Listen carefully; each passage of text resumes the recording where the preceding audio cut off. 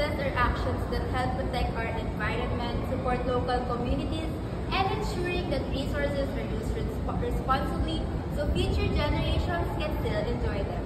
So in tourism, sustainability means traveling in a way that we care for our environment, the people, and their culture. So a great example can be seen in Sagada. It is a well-known ecotourism destination in the Philippines. So Sagada, the community there work together to help preserve their cultural heritage and natural environment. So they strictly implement no loud parties, no littering, and limiting visitor access to some of their caves and sacred sites. So this ensures that their place will be kept clean and respected.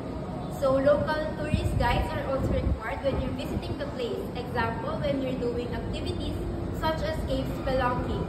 This helps create jobs and as well as keeping the tourists stay safe and informed. So by choosing to follow local rules, supporting local products, and helping in protecting our environment, we can help sustain places like Sagada.